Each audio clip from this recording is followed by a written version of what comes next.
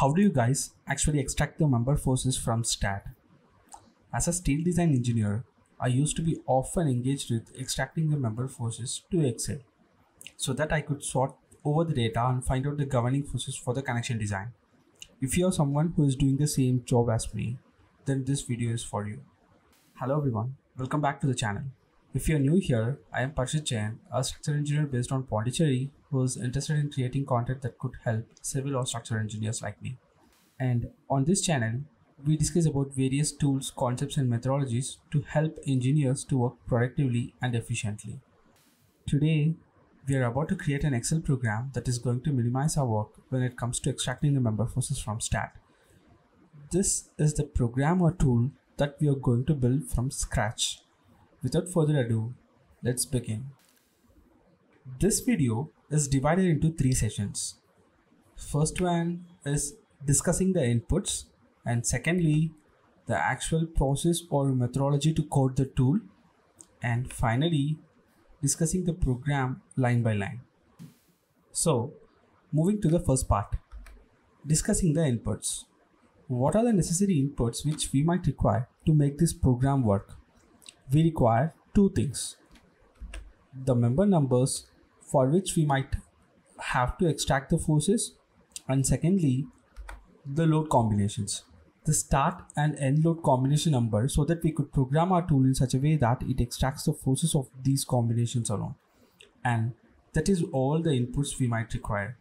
Next, moving to the second part, that is the actual process or methodology to code the tool. So far, we know the necessary inputs which we might require for the full functionality of the program. But in order to make it work, what would be the coding methodology? Let's create our coding process first. For any program, the first thing would be getting the necessary inputs from the users. In our case, we require 2 inputs: the member number and the load combination numbers. The most important thing in programming is to minimize the user interaction as much as possible. Keeping that in mind, for our program, we can't predict the load combination that the user could have in their mind. So we don't have any other option than to ask the user to enter the start and end load combinations, for which we need to extract the forces. So we need to get the load combination as a user input. But coming to the next input, the member number, we can't ask them to enter each member number manually. It is cumbersome, a long process, and it is time consuming too, which would make our program totally inefficient. Instead, what we could do is to make them select the members in STAAD, and for the selected member, we can extract the forces. That sounds like a working strategy. And thanks to OpenSTAAD, we have a function to do that, which would extract the list of selected members. Now, we got our inputs. Next thing is to extract the forces. When it comes for extracting the member forces, there are 2 things we should note.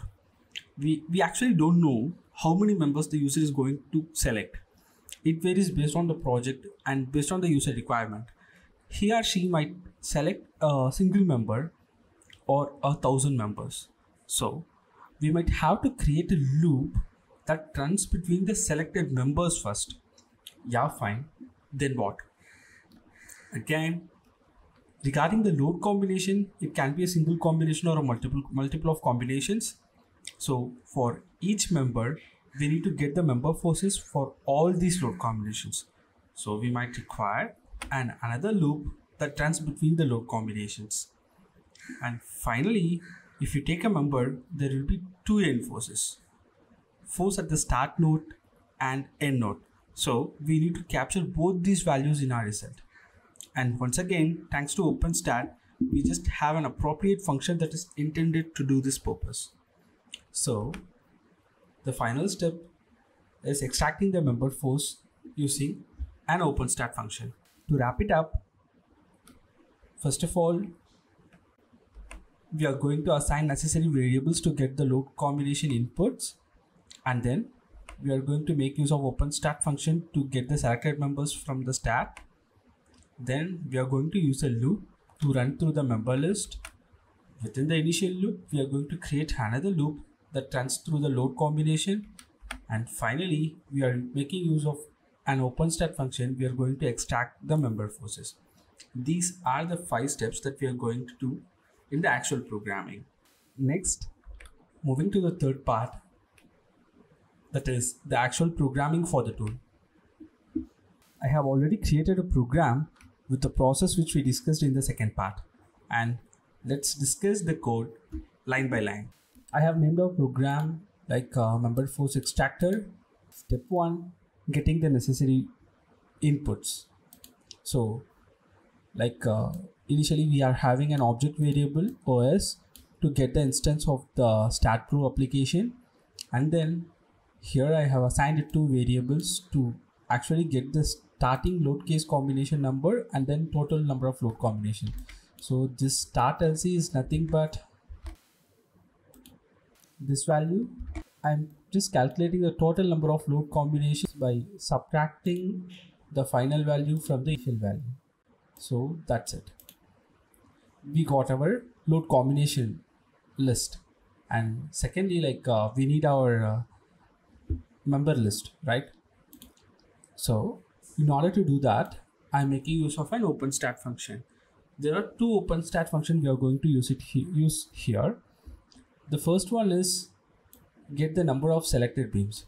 So like the user could select a single beam or a multiple of beams. First of all, in order to get the beam list, we should know how many members are selected. For that, I use this particular function called get number of selected beams. If you see the syntax of this function, it looks something like this. So OS geometry dot get number of selected beams. We are just assigning some variable and then we are passing this value to the variable. That's all.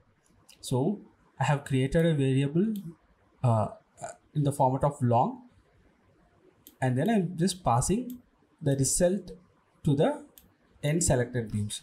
So the n selected beams variable would have the result of number of selected beams, and from there we are going to get the member list using the second function called get selected beams.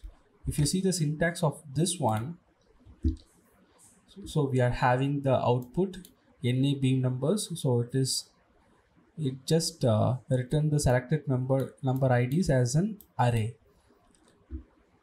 And then like we are having another input, like whether we have to sort the list or like in the order of selection. So the difference between both is simple. If you provide the sorted order is equal to 1, then like your beam list would be stored in an ascending order. So like if you're selecting members like 101, 102, 108, 1012, then like it will be sorted in an ascending order and then stored in the variable here. The syntax seems simple. It is OS geometry UI dot get selected beams, our variable, and then like the sorting order, whether to sort or not. If you see our program, like initially I am assigning a variable beams of a type array, and then here I am redefining my beam with the selected number of members. So initially here we don't know the length of our array, but as we know like how many members we have selected, we can use that to our favor. So like I'm redefining beams with the selected number, with the actual length of the member list and as long data type. So now we are going to use the OpenSTAAD function os.geometry.get selected beams. I'm going to store the selected beams in an array beams and then 1. So it is going to be a sorted list. That's all about the step 2. So in the step 1 we covered like how we are storing the load combination values, and in step 2 like we have seen how to extract the member list from STAAD using OpenSTAAD function, and thirdly like we are moving to the loop, and these are the variables that I assigned to use for the loop control.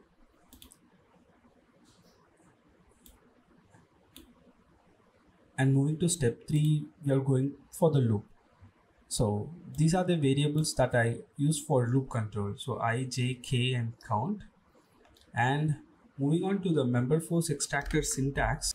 So this is our function: get member enforces, member end distance, cell case, e force, and local to global. So we need these variables in order to extract the member forces. So first one is member is nothing but like our member number for which we are going to extract the member forces, and then n end, it indicates the end condition, whether we are going to extract the force at start node or end node. If you are going to extract the forces for start, then you should provide 0. If it is end, then we should use 1.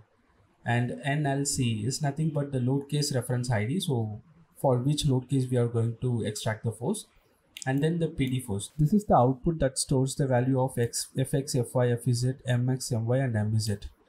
And then local or global, it is usually like our member enforcers would come in local, so we have to provide a value 0 for our local or global variable. So moving to the program, I have already assigned variables for these input and output functions. I have assigned a variable member as long. This is used to store the selected beam number, and then end distance. So this is to store whether we are going to extract the force at start or end node, and then LC to get the load combination number. Local to global is for local coordinates, and finally our member force, which is an array from 0 to 5 as double.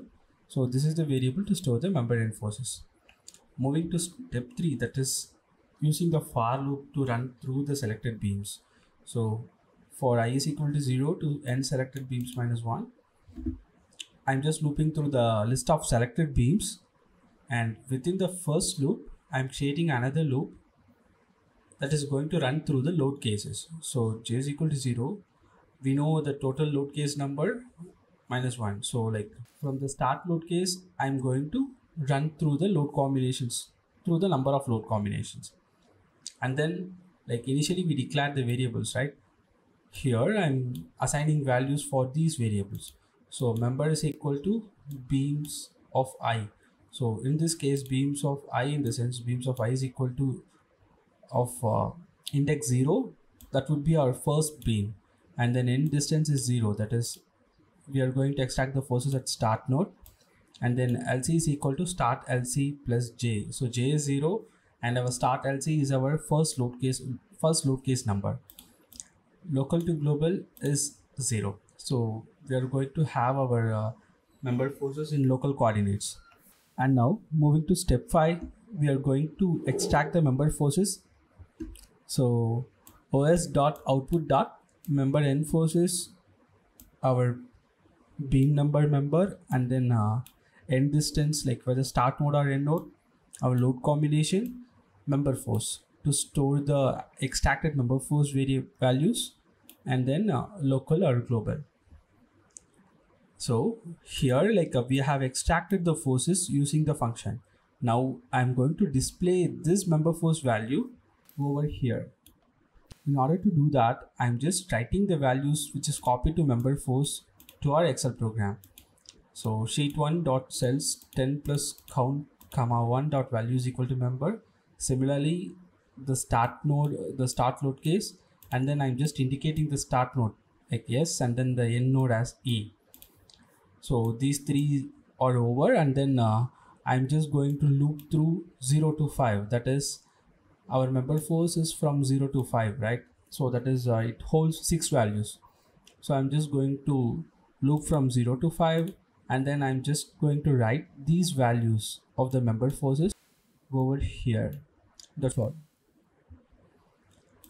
And we have done for the start node. Similarly, we have to do it for the end node as well. So before going to get the member results for the end node, we have to change the end distance variable to 1. So I have assigned end distance is equal to 1 for the same member with the end distance as 1. For the same load combination, I'm extracting the member force, and then my local to global variable is local as 0, and then I'm writing down the value to Excel here. That's all. after which it moves on to the next load combination loop. So if we have selected a number of load combinations, like say some 5 or 10 load combinations for a particular member, it will go through all the load combinations and then it will print the start and end node first, and after which when the load combinations are over, then it moves to the next beam, next I. So the loop comes over here and then the same process repeats. For the next beam, it will just create the member forces for all the loop combinations, and that is how it works. So we are over here. Now let's put our program to testing.